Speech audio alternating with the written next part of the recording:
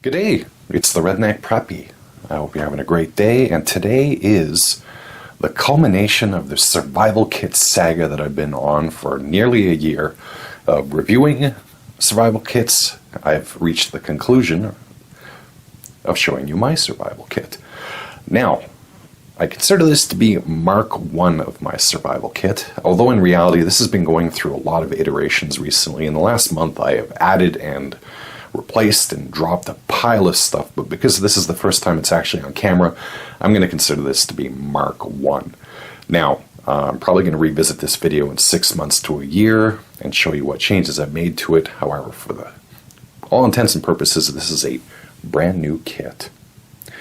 Now, as with all survival kits, this is obviously evergreen, which means it's going to be constantly changing, constantly improving, constantly iterating. I love that word, iterate, by the way. And this is also a contextual survival kit. Survival kits are not one size fits all.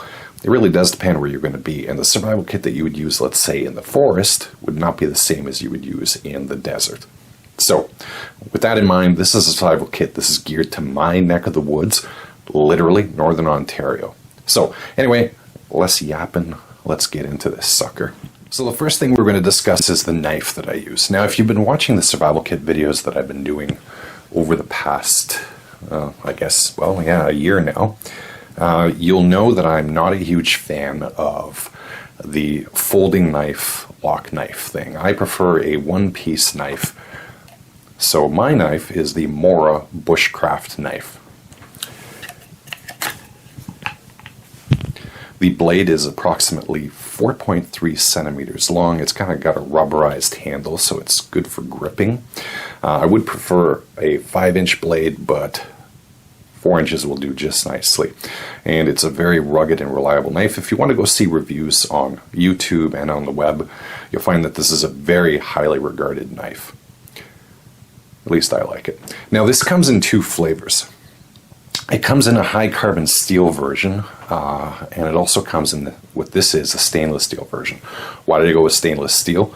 The high carbon version has some pros to it. It's easy to sharpen and it maintains an edge longer. The con, however, with high carbon steel is it corrodes more easily, so you've got to keep that blade covered in a light film of oil. Reverse the cons and the pros for stainless steel. It's harder to put an edge on this knife, but and also it loses its edge faster, but it does not corrode obviously as easily because it's stainless steel. Price on this in Canadian dollars is about $80, so I reckon that's about 60 US. Anyway, I like it. It's a good knife.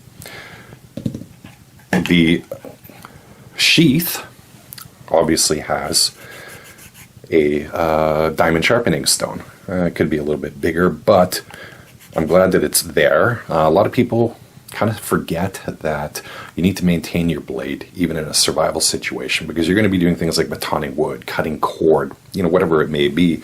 So you got to keep that edge sharp.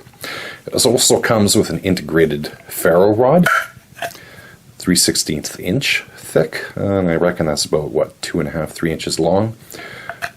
I think that's perfectly adequate. I'm very happy to have it.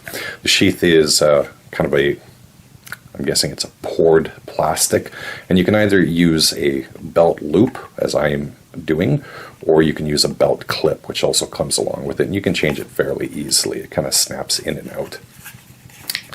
Now, along with this ferro rod, the spine of the knife, and I don't know if you can see in this video, is actually kind of unfinished, and it was designed so that you could use it for scraping a ferro rod. Actually does a very good job of that.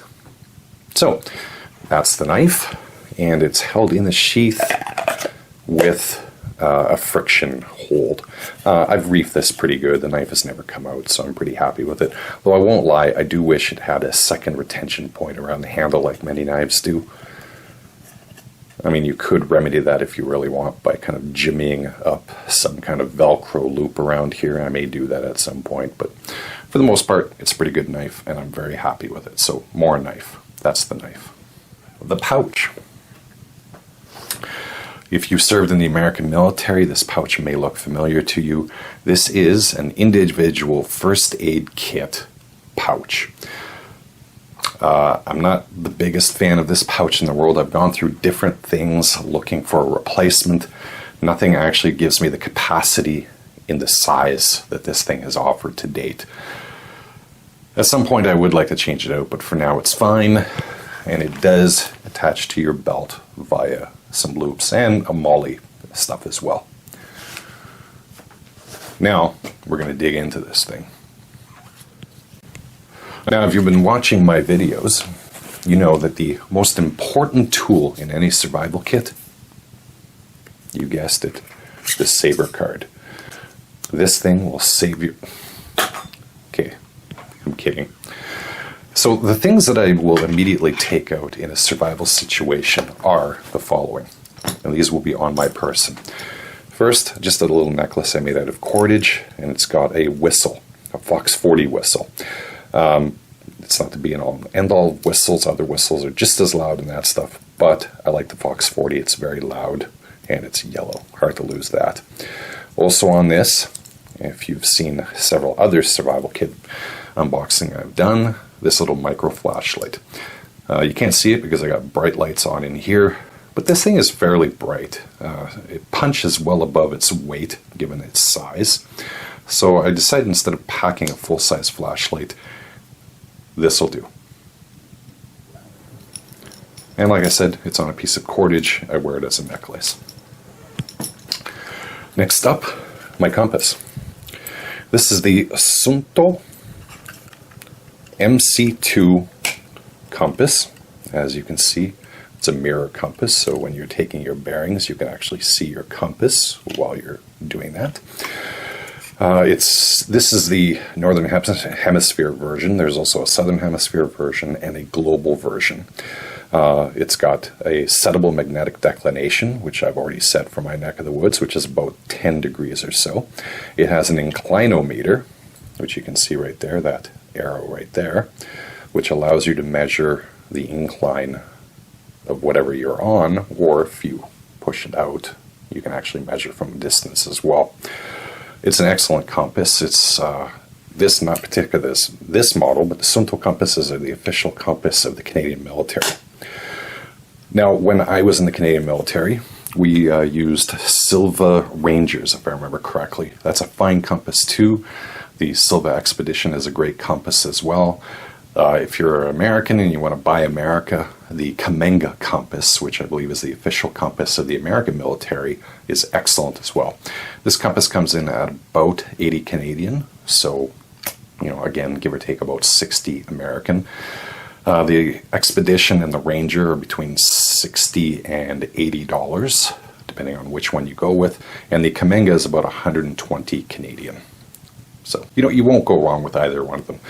But I like this Suunto compass. It's excellent. It's got great reviews. And again, if you want to learn more about it, it's the Suunto MC2 compass. And you can find 100 videos on YouTube about this.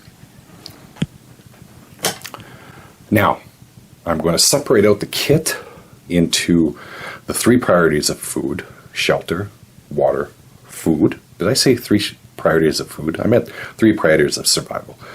Shelter, water, food, and then I'm also going to show you the miscellaneous stuff which supports those 3 but also perform other functions.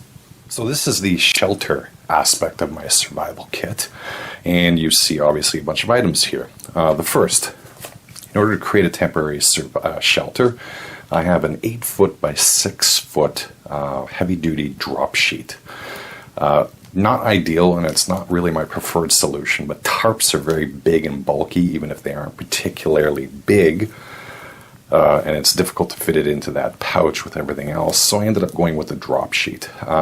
Once you create a better solution for a shelter, you can always use this as ground cover or do whatever else you want with it. Make it into a poncho, use it as part of it as a solar water collecting device, whatever you'd like. But for now, this is my shelter. Along with that, an emergency blanket from SOL. It's orange, which I like, so it's very visible. It's quite large. It don't know if here it is. Dimensions are 56 inches by 84 inches, so quite tall, over 2 meters by 1.5 meters, more than enough for my fat ass. And you can use this even if you'd like to create a shelter. That's why I initially bought this, but then I realized, well, I'd have to carry 2 of these because I also want an emergency blanket as well. So I ended up just using this as a blanket. The cordage, as you can see, it's very bright and very yellow, and I chose this specifically for that reason. 1, I'm a prep, so I'm not afraid of really bright colors. 2,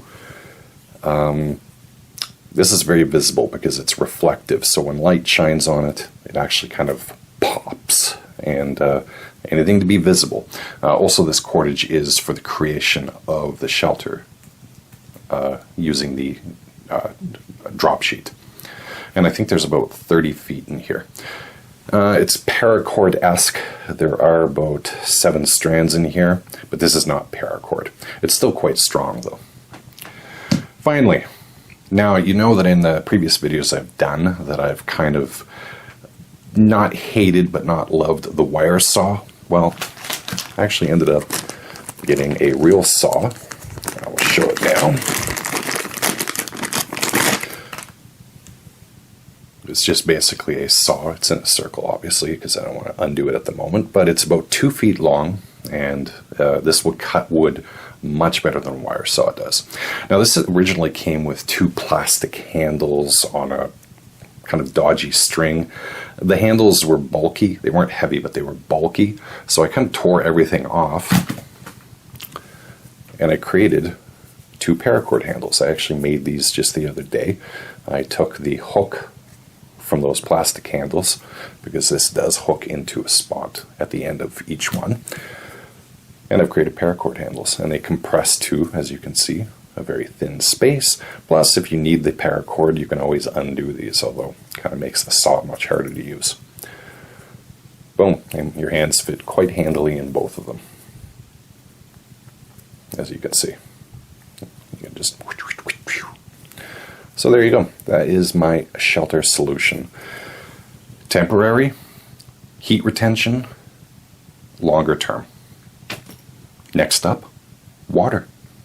So here's the water aspect of it, and I kind of wrestled with this one for the past couple of weeks until I finally came to a solution which I could live with.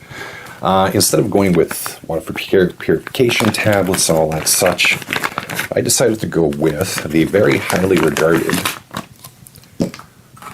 Sawyer Mini water filtration system. I believe this is called the SP103 Sawyer Mini. This retails for about $35 Canadian. So why did I go with this one? A lot of people like the Life Straw. The problem with the Life Straw is that basically you have to get right at the water source in order to use it, because it is in fact a straw with a filter built on. This is a lot more functional in my opinion. So it originally came with this as the kit. You got 1 bottle, a collapsible bottle, about half a liter in size.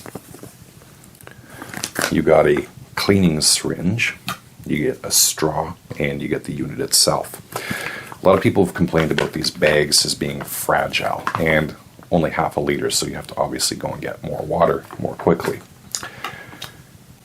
The problem with this plunger, for me personally at least, is it's bigger than the actual Mini, and it doesn't do anything other than clean it.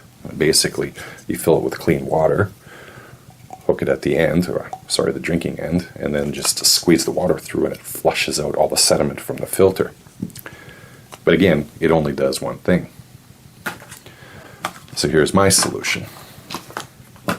2 1-liter platypus soft bottles.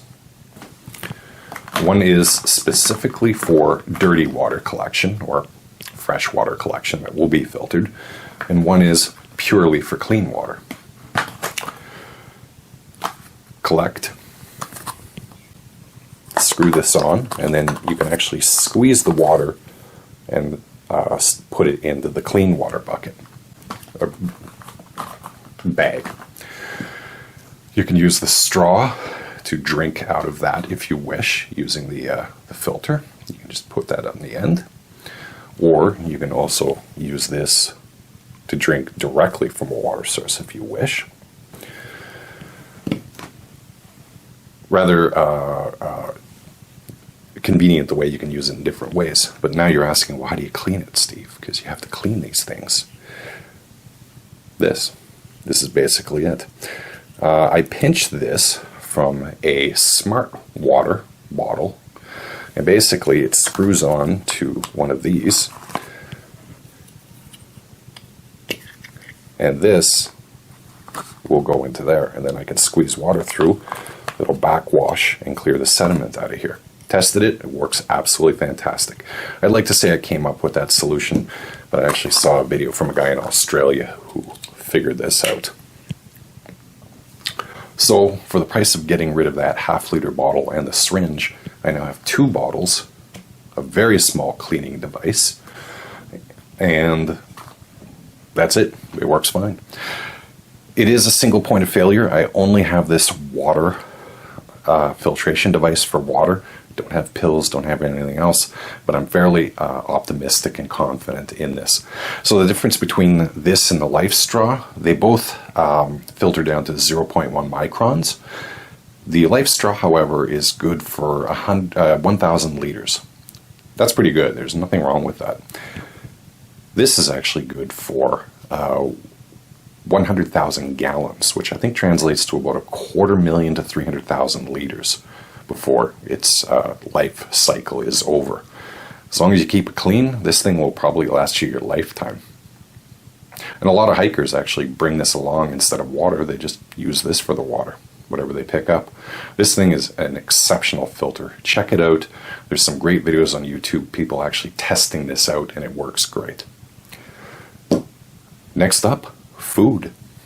Okay, so the food aspect of this. You may remember this from the $115 survival kit. This is their little fishing kit, and in here you get a bunch of hooks, you get some sinkers, you get yourself a bobber, some faux salmon eggs, you got some grubs in there, and you've got some 12-pound monofilament. Good little kit, nothing wrong with it. I am at some point going to replace that monofilament with an equal diameter braided line. 12-pound test is okay. A braided line of equivalent diameter would be about 40 pounds. The only problem with braid, of course, is if you're a fisher and you know this already, braid is less abrasion resistant than monofilament. So everything is a compromise as always. But here's my food gathering because I know how to fish. Additionally, I should have kept it in here. For those of you who are always crying about my dislike of snare wire for food gathering, I'm still going to include this in here under the food section, but in reality I keep this for equipment repair, like boots or whatever it may be, or whatever else I'll need snare wire for, or wire anyway. But if you're good enough to use it for catching food, God bless you. I'm just going to include it here as a pro forma. Plastic spoon, collapsible. Well, spork, I guess. You know, the last thing you want to do is burn yourself while you're stirring whatever food you got or eating it. This is super light, and I figured, what the heck, it didn't really take up any space. It's at the bottom of my kit. You don't even know it's there, but when you need it, it's there. Finally, food. There's some aluminum foil in here so you can make some makeshift containers to either cook food or heat water. I've got packages of salt in here that you can use to season your food, and more importantly, replenish some of those electrolytes. There is some sugar in here, courtesy of our friends at Tim Hortons. Thank you, Tim Hortons. You know, for some quick energy, but remember, sugar highs, sugar lows, so you don't want to go too crazy with using sugar. Additionally, there are, and you can't see them here, but they're right here, a couple of packages of beef bouillon. Heavy on the salt content, not so much with the fats and the carbs, but it will provide some seasoning, maybe make a soup. Yeah, kind of a morale thing. Like sugar really is kind of a morale thing, and so is the beef bouillon. But you know, for the amount of space that it takes up, I thought it was actually rather worth it. Next up, the miscellaneous stuff. All right, so fire starting. useful for many things: warmth, food preparation, signaling, whatever it may be. Because I have a ferro rod on my knife sheath, I don't actually have one in the kit, so that saves me a little bit of space. As a backup to that, I've got about 15 or so storm matches, courtesy of the fine people at Uko. These have a 45-second burn time. They're quite large, and they are both water and windproof. So that's pretty good. Pro tip, put the strikers in their own separate bag, as I have done here, because the last thing you want to do is accidentally knife things through friction.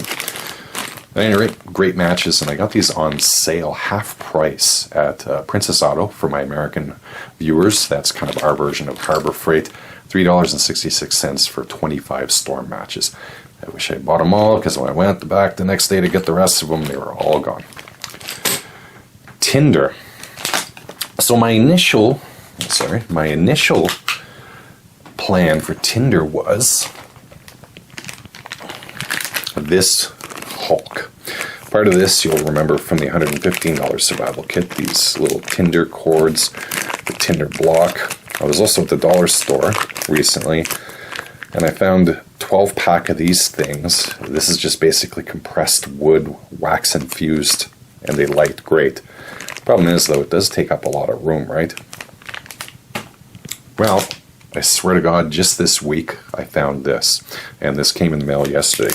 This is the Überleben Tinder Cord and Bellow. Let me show you what it is. This is kind of ingenious. I'm surprised I never saw this before. So basically what this is it's tinder and a cord, kind of like a heavy-duty jute cord, as you can see. You pull this back, you flare this out a little bit, and this lights very easily from a strike from a ferro rod, sparks from a ferro rod. This has a cumulative burn time, so if you're looking, this is about, I don't know, a foot long maybe? Cumulative burn time of about 60 minutes. So put it out, use it again later, and you've got 60 minutes of Tinder time in this little package. Like, it's nothing. Now you're probably wondering what this thing is. Well, this is, according to the company, a bellow. So, once you start your fire, put this to the fire and you puff into it, and you can use it to, instigate a fire or encourage it along. It's, 3 inches long? Maybe a little bit longer. I don't know about you, but I don't really want my face that close to a fire. So, for me, I'm just going to use this as a handle and use it to provoke a fire, as it were. But it's pretty darn handy, and it costs $15. A lot of money for jute, but I figured, what the heck, it saved me a lot of space and a little bit of weight to use this. Well worth it. And like I said, it's called you can actually see the name of the company on here, the Überleben Tinder Cord and Bellow. Well worth it. Next up, what's a survival kit without 550 paracord? This is the real deal. This is mil-spec paracord. I know, because I actually pinched this when I was in the Army. When I was done, I found this in my pack. I was like, quartermaster's not going to miss 50 feet of paracord. So I brought it home with me. This isn't 50 feet. This is about 30 feet. I figured with the 30 feet of the yellow cord, 30 feet of this cord, I had cordage down.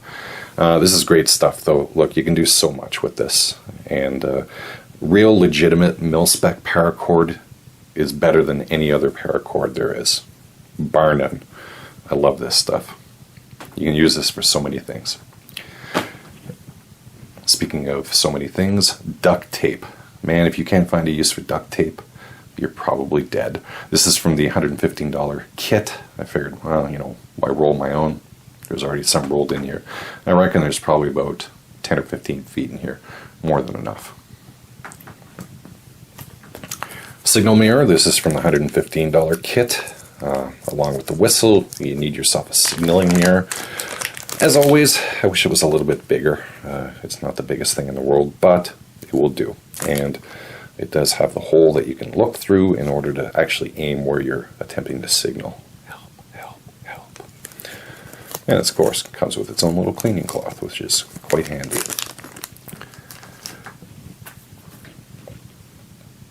Yes, it is a nail. This is from the $20 sardine can kit. Why did I include a nail? You never know. Might come in useful.